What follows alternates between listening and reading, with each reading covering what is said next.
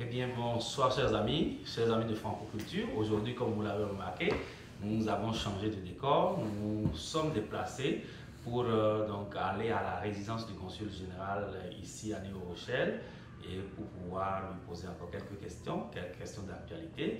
Excellence Monsieur le consul, je vous dis bonjour. Bonjour Shams. Très heureux qu'aujourd'hui on ait changé de décor et qu'on soit à la résidence du consul général, qui est également la résidence de tous les Béninois de la juridiction du consulat général. Je vous remercie. Merci beaucoup de nous avoir acceptés ici.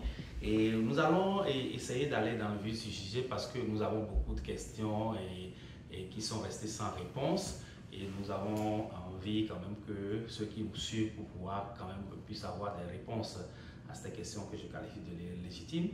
Alors, je voudrais qu'on démarre aujourd'hui par cette annonce qu'a eu à faire il y a quelques semaines le ministre des Affaires étrangères par rapport à la commission qui va passer un peu dans les capitales pour régler les problèmes des passeports quant au renouvellement, le passeport biométrique, on parle aussi de prorogation. Est-ce que vous pouvez nous résumer un peu l'actualité au niveau de toutes ces questions-là? Oui, très bien. Merci beaucoup, Shams.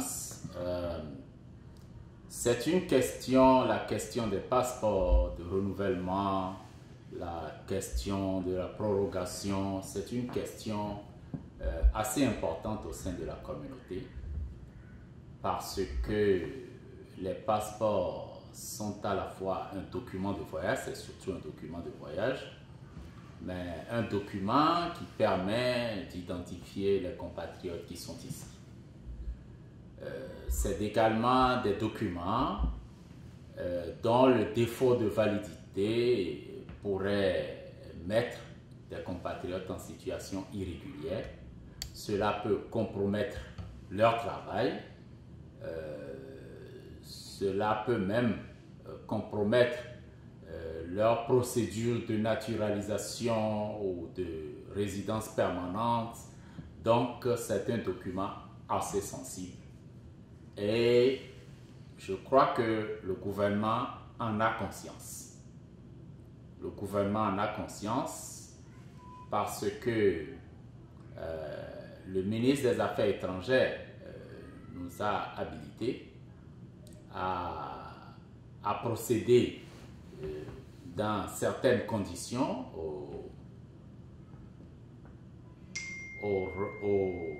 à la prorogation, à l'extension de passeport. Il y a également quelques semaines, vous venez de le dire, le ministre a annoncé l'arrivée d'une commission de la direction de l'immigration qui travaillera au renouvellement des passeports. Nous avons déjà beaucoup de demandes qui attendent et je crois que aussitôt que la commission sera là, nous allons nous mettre au travail afin que les Béninois de la communauté soient soulagés. Alors ça, on sait que la commission sera là, mais il paraît que pour l'instant, vous prorogez les passeports. Oui. Pour l'instant, il y a des passeports qu'on proroge. J'ai dit que nous avons habilitation du ministre des Affaires étrangères pour proroger certains passeports dans certaines conditions. Vous voyez, donc cela se fait. Donc je crois que les Béninois, pour ceux qui sont dans des situations assez sérieuses, ce que le défaut de validité pourrait compromettre d'une façon ou d'une autre, nous prorogeons des passeports à leur requête, bien entendu. Alors, merci beaucoup. Et vous savez, chers téléspectateurs, vous qui nous suivez, pour avoir les informations actualisées par rapport à toutes ces questions, Il suffit donc de visiter le site internet du consulat général où toutes les informations sont et vous pouvez également appeler les numéros pour pouvoir avoir plus de renseignements. Alors, Excellence, Monsieur le Consul général, on ne peut pas passer sous silence une autre actualité qui aujourd'hui occupe toutes les pensées parce que vous savez que depuis également plusieurs semaines, nous avons des parutions dans des journaux au Bénin dont vous êtes au centre donc, de certaines préoccupations. Nous avons des citoyens béninois vivant aux États-Unis qui ont écrit contre votre personne pour fustiger votre gestion. Donc, InfoSud, par 3 fois, a eu à écrire contre vous et à dénoncer un certain nombre de choses. Quelle est votre réaction par rapport à tout ceci? Oui, ma réaction, c'est en fait la sérénité. C'est la sérénité parce qu'on dit que le mensonge prend l'ascenseur, mais la vérité prend toujours l'escalier et finit toujours par le rattraper. Je crois que c'est ce à quoi nous allons assister dans quelques jours. Moi, je ne connais pas InfoSud. InfoSud, c'est un journal qui est au Bénin, qui a eu à révéler un certain nombre de choses que je ne reconnais pas. Parce que le journal dit que les Béninois ne savent plus à quel sein se vouer. Or, il n'y a jusqu'à présent eu aucun dossier qui soit resté, qui ne soit pas traité au niveau du consulat. Il n'y a aucune demande que nous avons gardée par devers nous. Tout se passe bien sur place. Les gens sont plutôt contents. Donc, je crois que tout ce que le journal dit n'engage que lui. Et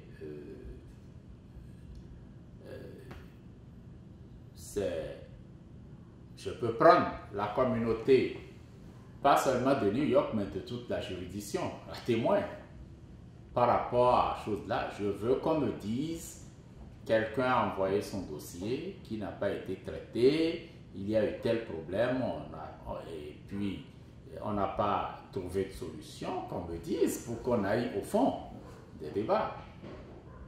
Ouais. Donc voilà exactement ce que je peux répondre à cette question. Pure diffamation, et puis c'est tout. Et on a remarqué que visiblement, c'est un sieur, Denis Assoba, président donc, de l'Alliance des Béninois de New York, qui est particulièrement s'en prend à votre personne.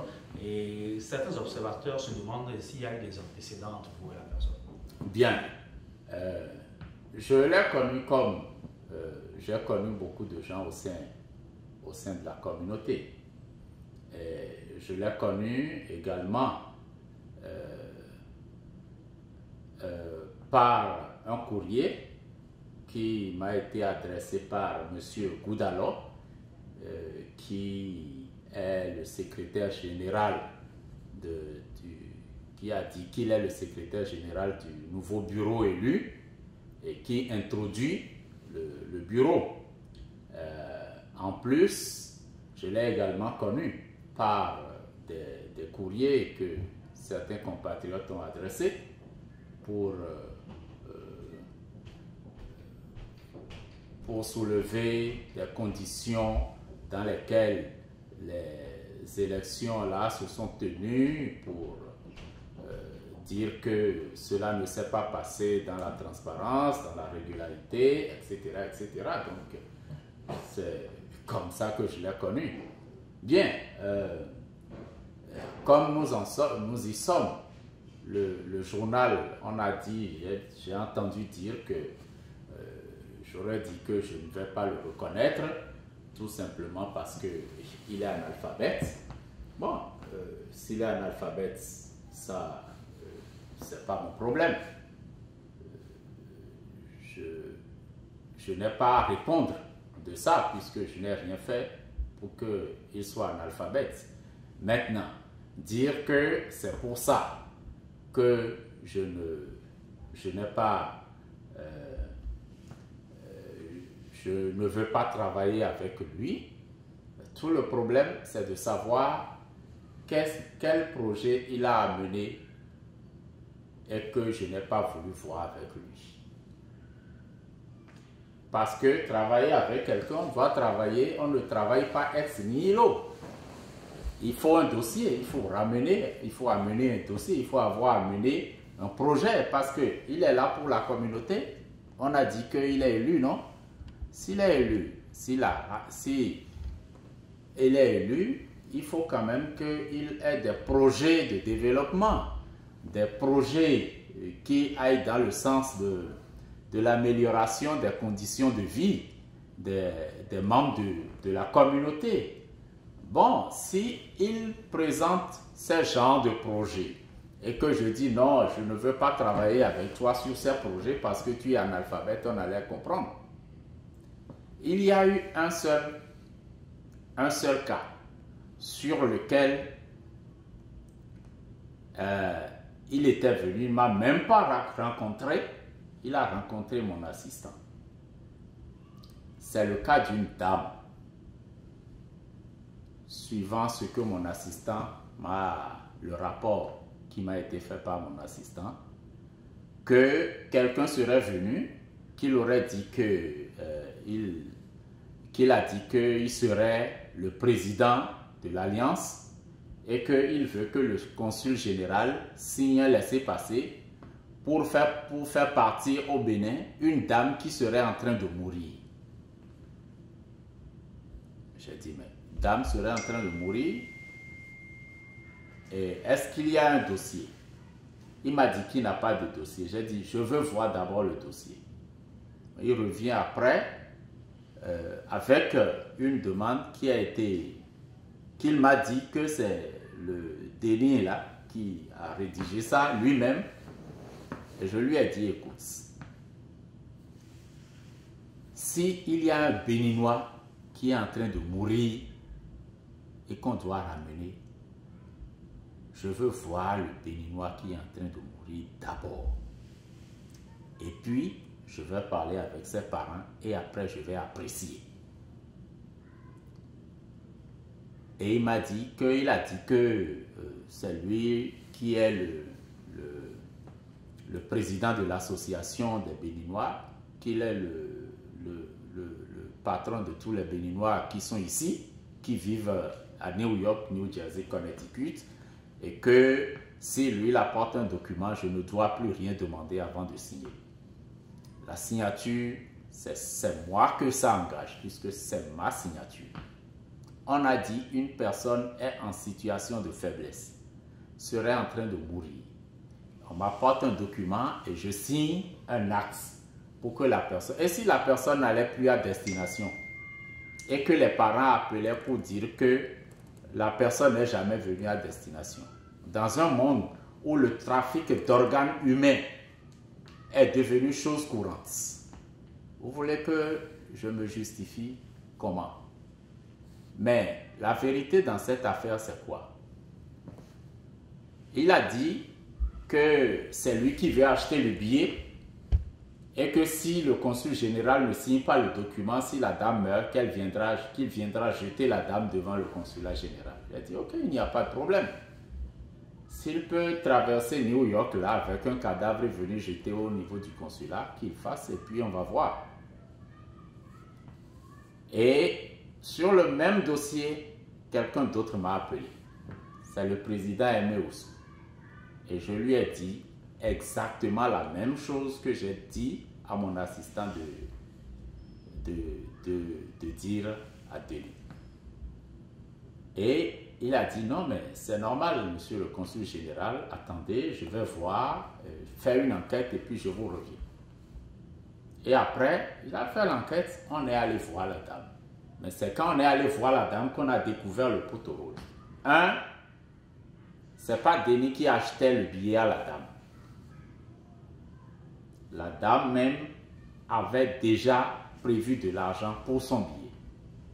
2, La dame n'était pas en train de mourir. La dame n'était même pas chez lui. La dame voulait simplement, c'est une dame qui a vécu 15 ans ici aux États-Unis sans rien savoir du Bénin. Et elle voulait savoir où on peut lui établir un laissez-passer pour rentrer chez elle parce que son passeport est venu à expiration.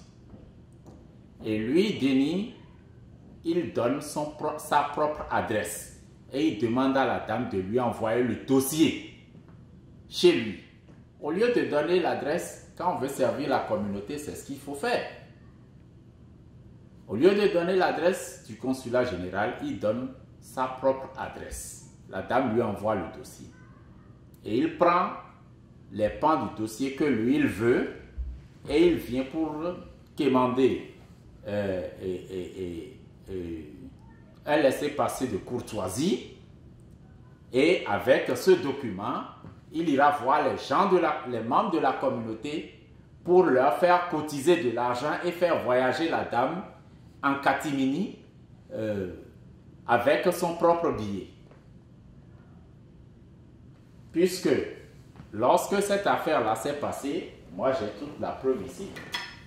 J'en ai donné rapport, j'en ai fait rapport au ministre et au chef de l'État à l'époque. Et voilà le rapport. Voilà.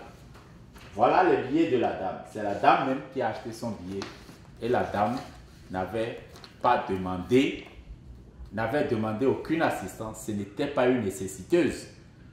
Et ça, le président Aimé Oussou est témoin pieux, c'est elle qui m'a amené chez la dame. Donc voilà, c'est le seul dossier sur lequel je n'ai pas voulu collaborer de la manière dont lui, il a voulu que je collabore. Parce que c'est flou. Quand c'est flou, je ne marche pas. Voilà pour le dossier de choses là. Sur ce pourquoi il dit que le consul ne veut pas travailler avec lui.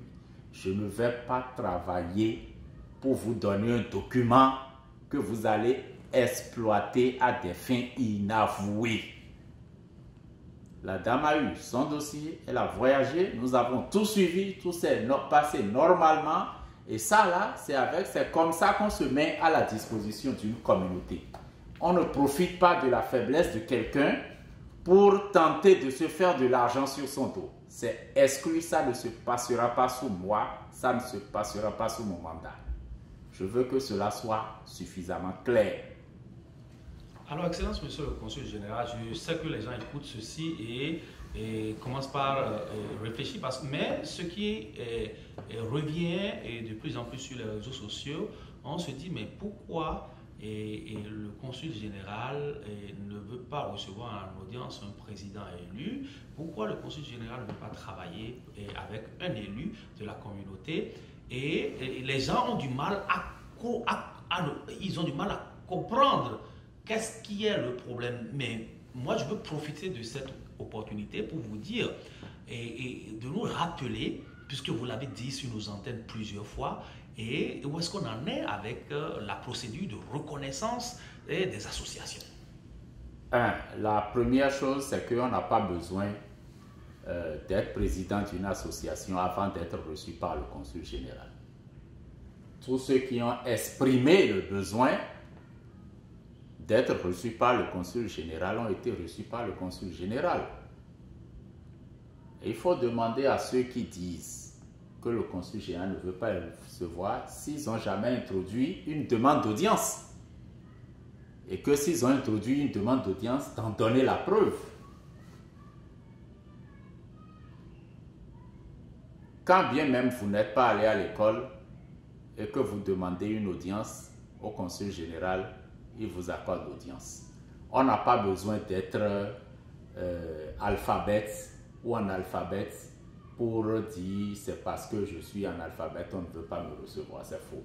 Je ne demande pas la qualité des gens qui expriment le besoin de me rencontrer pour les rencontrer.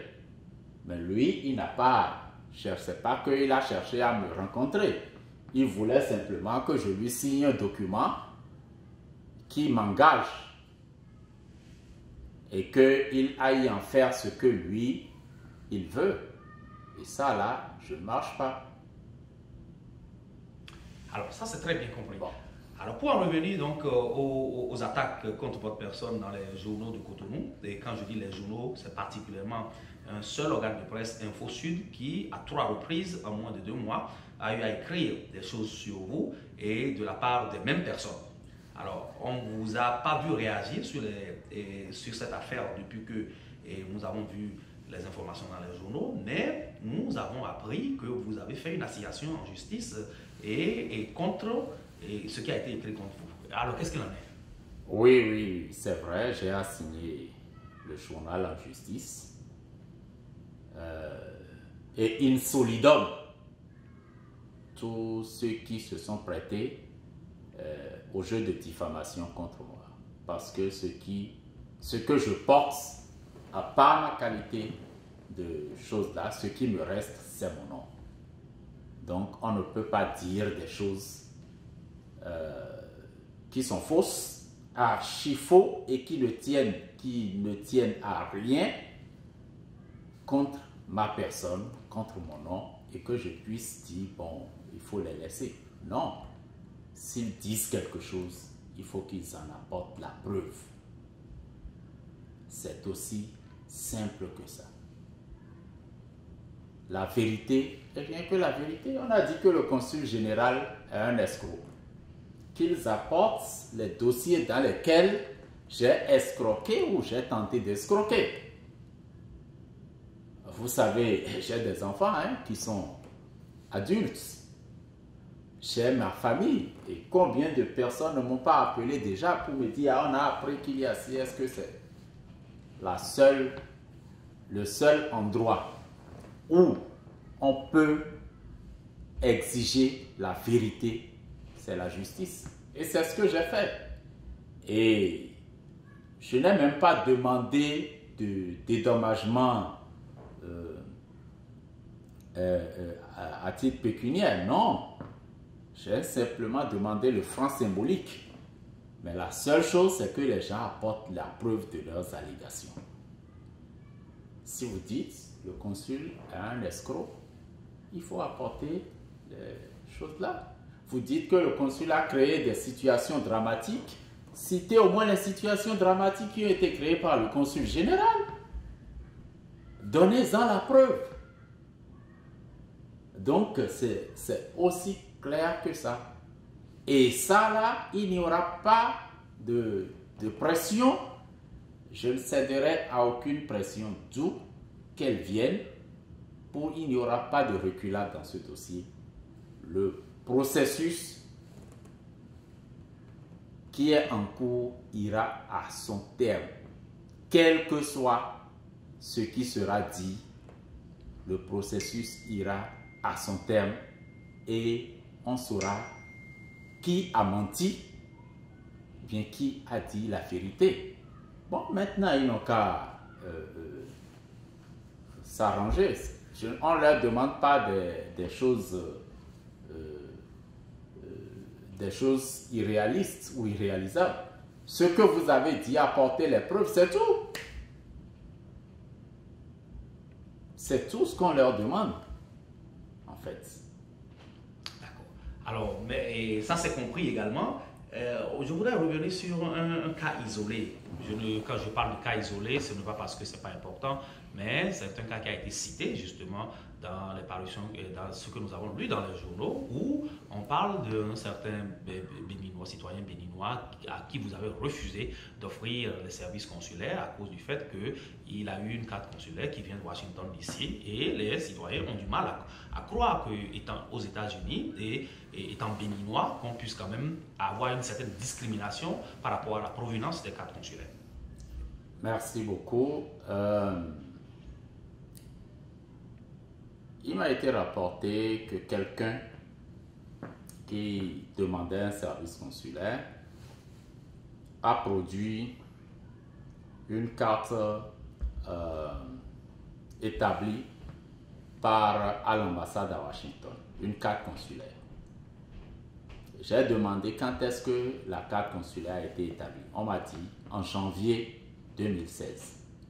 J'ai dit ok, invitez le compatriote à faire établir la carte consulaire dans sa juridiction, ici. La carte consulaire, c'est quoi? C'est la carte consulaire qui constate que vous êtes enregistré au registre du consulat général. C'est-à-dire, c'est ça qui constate que vous êtes enregistré. Si vous n'avez pas la carte consulaire, vous êtes inconnu au registre du consulat général, cela veut dire que vous ne vivez même pas au sein de dans la juridiction du consulat général. Il est vrai que il a été question de ceci. Le consul général est entré en fonction officiellement au regard de la législation américaine le 13 octobre 2015. Je dis bien le 13 octobre 2015. Tous les actes qui ont été produits pour les compatriotes de la juridiction avant l'entrée en fonction du consulat, ça là, il n'y a pas de problème. Mais nous avons même dit, jusqu'en décembre, vous acceptez. Mais à partir de janvier, les gens ont eu l'occasion de savoir qu'ils relèvent d'une juridiction. Puisque nous avions eu à faire l'enregistrement biométrique, tout ça là, il y a vraiment beaucoup de choses beaucoup de situations qui ont renseigné les gens. Donc, à partir de janvier, on ne peut plus admettre que les gens aillent à Washington pour s'émarger comme vivant à Washington et venir à New York pour prendre les actes consulaires. D'ailleurs, les autorités américaines ont tenu à ce que les juridictions soient bien séparées et qu'il n'y ait pas d'interférence. Je vais vous lire un document qui a été adressé par l'ambassadeur Aruna au ministre des Affaires étrangères. Ce document, c'est au moment de la création du consulat. Je vais vous lire juste un paragraphe. Et on dit: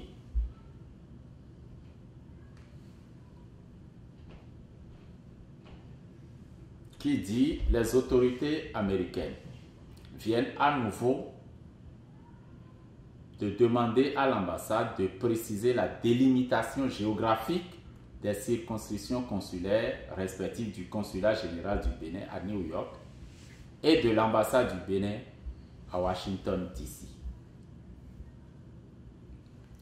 En d'autres termes, il est demandé à l'ambassade d'indiquer la liste nominative des États de l'État fédéral qui relèvent de la juridiction du consulat général à New York et celle des États qui relèvent de la juridiction de l'ambassade du Bénin à Washington, D.C., étant entendu qu'il ne saurait avoir d'interférence entre les deux juridictions qui doivent rester séparées. Je ne vous parlerai même pas de la lettre, du document des Américains qui fixe. D'ailleurs, l'esprit a été traduit ici par l'ambassadeur à Washington lui-même. Alors, quand vous avez ça, quelle est la question? Lorsque ça s'est passé, moi j'ai demandé à mon assistant de lui dire de faire chose là et qu'il peut même aller à l'ambassade pour récupérer son argent. Parce que lorsque eux-mêmes se trompent pour aller là-bas,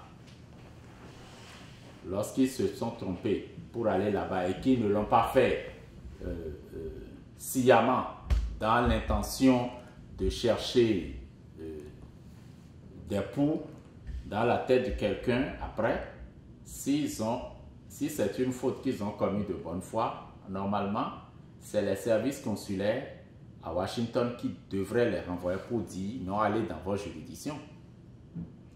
Pour ce qui me concerne ici, dès que quelqu'un vient ici, qui est l'aide de Washington, Ça s'est déjà passé plusieurs fois.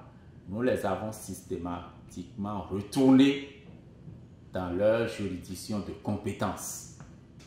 Donc, l'ambassade n'est pas territorialement compétente pour ce genre de choses. Nous sommes des administratifs. Il faut respecter la légalité. Il faut respecter les lois. Puisque ce n'est pas moi, je vous ai lu un paragraphe d'une correspondance qui dit que les Américains tiennent à ça. Si vous ne le faites pas et que le jour qu'eux-mêmes le sauront, vous connaissez bien les Américains, ils prennent leurs responsabilités. Mais moi, je ne veux pas être pris à défaut. Je peux justifier que, bon, on a donné, les gens ont eu 3 mois pour être chose là et qu'à la fin, lorsque ces actes seront expirés, ils vont venir ici pour faire chose. Oui, Excellence, lorsque vous expliquez la chose de cette façon, lorsque ce compatriote vous lui avez expliqué, est-ce qu'il a compris? Parce que la raison pour laquelle je pose la question, et il y a eu une plainte contre cet état de choses auprès des présidents d'associations, ce qui a d'ailleurs donné l'occasion à une conférence téléphonique où l'ensemble des présidents qui étaient en ligne ce jour-là ont fustigé le fait que vous n'avez pas voulu aider un compatriote. Est-ce qu'il y a une compréhension de tous ces acteurs-là, de la façon dont les choses se passent? Il n'y a même pas eu de problème. Le compatriote dont on parle,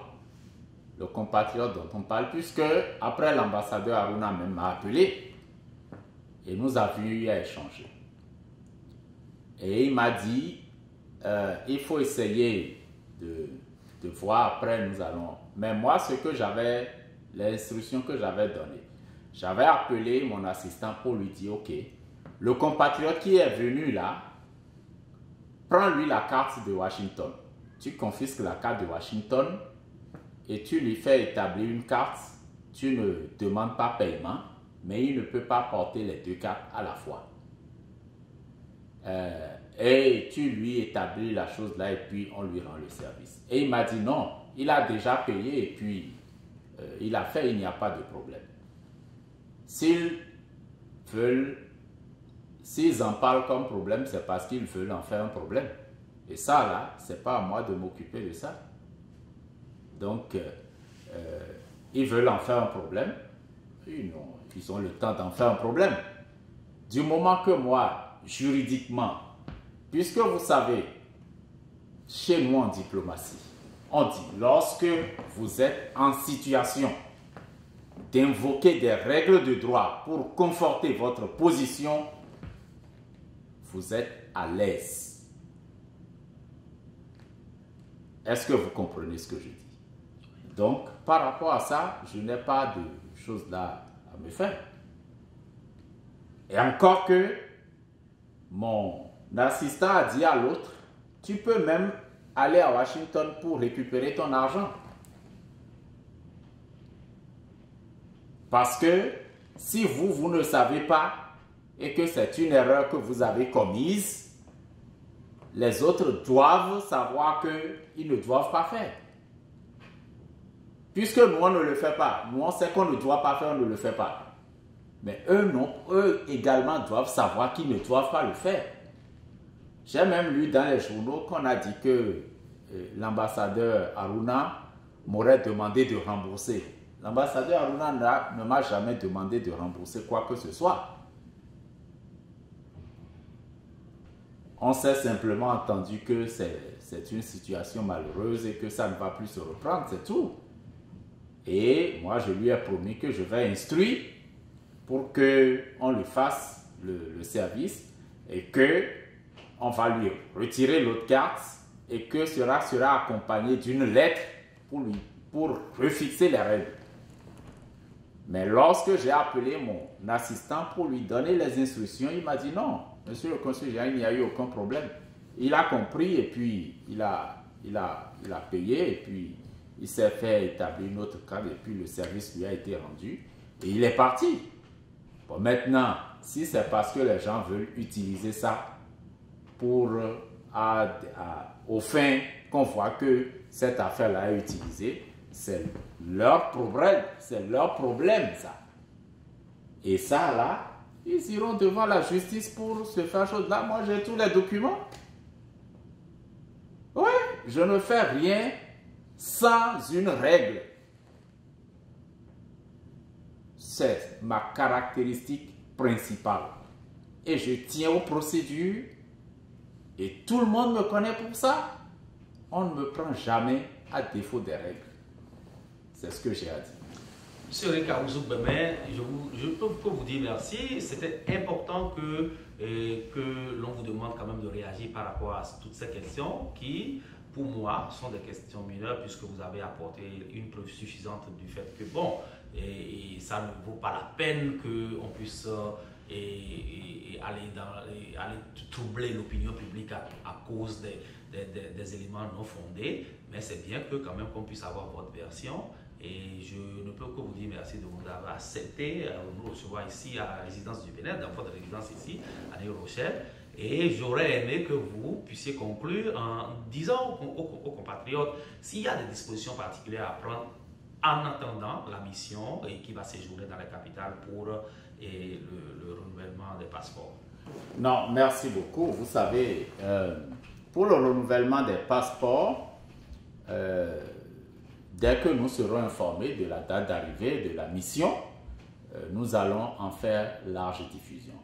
Et puis même avant de conclure, je voudrais dire, même vous-même, vous savez qu'il m'a été reproché de travailler avec vous. Oui, qu'il m'a été reproché de travailler avec vous parce que vous auriez été rejeté de la communauté. Est-ce que exclu de la communauté? Est-ce qu'on peut exclure quelqu'un de la communauté? Quand on dit association, association n'engage que ceux qui se mettent ensemble. Ça n'engage pas tout le monde. Et lorsque, entre eux, les membres d'une association, ils décident de mettre à l'écart quelqu'un, qu'est-ce que moi, consul général, j'ai à voir dans ça là? Pour dire que telle association a mis ça, c'est les cuisines internes. Moi, ce qui m'interne, c'est ce que chacun peut apporter. Nous utilisons votre chaîne gratuitement. Parce que vous êtes béninois, vous nous permettez d'utiliser votre chaîne gratuitement. Les services que vous rendez au consulat général, c'est gratuit. Vous n'avez jamais présenté une facture. Le temps que vous prenez, vous n'avez jamais demandé de vous payer le déplacement. Vous le faites par patriotisme. Et ce que vous faites également à beaucoup de compatriotes, beaucoup d'associations. Vous étiez à la JBE la dernière fois. Vous n'avez pas présenté une facture. Je ne sais pas si vous avez présenté des factures à la JBE. Mais à ma connaissance, non. Mais c'est des choses du genre qu'on veut. Il y a également d'autres compatriotes qui offrent des services appréciables. Mais vous n'offrez rien. Vous n'avez rien à offrir. On ne vous reproche pas de n'avoir rien à offrir. Et quand vous venez, c'est pour demander des services compromettants. Des services qui peuvent compromettre. Parce que, je reviens à l'affaire de la dame là. Vous savez que quand moi j'ai appelé la dame, j'ai pris les contacts, j'ai appelé la fille de la dame à Cotonou. La fille ne savait même pas que sa maman était souffrante et qu'elle voulait venir. Ça veut dire qu'en tant que président d'association qu'il dit qu'il est, il n'a même pas pris la peine d'appeler. C'est juste de voir comment est-ce qu'il peut avoir ce document, aller voir la dame, faire cotiser les membres de l'association, empocher l'argent et dire que bon, c'est l'association qui a cotisé l'argent pour faire voyager la dame alors que c'est avec son argent. Avec l'argent de la dame. Une brave dame qui nous a même dit de ne pas voir ce qu'elle est maintenant, qu'elle est brave. Puisque lorsque je lui ai demandé qui va vous acheter le billet, comment vous allez vous y rendre, la question l'a énervée. Que c'est elle-même, qu'elle est brave et qu'elle a travaillé 15 ans ici. Que c'est elle-même qui s'achète son billet. Elle n'a pas compris pourquoi on lui a posé cette question. Alors, Et tout ça là, ça a fait l'objet d'un rapport qui est envoyé à la capitale? Non, oubliez cette affaire-là. Je crois que tout ce que les gens ont fait chose là, le journal, ils iront se justifier devant la justice. Les gens qui se sont laissés abuser, ils iront devant la justice. Donc, il vaut mieux laisser à la justice s'en occuper.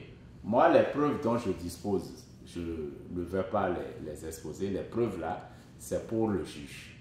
Je vous remercie. Merci beaucoup, M. Eric Aoussou-Benet, et on vous dit à très bientôt. Merci, à très bientôt. Ok.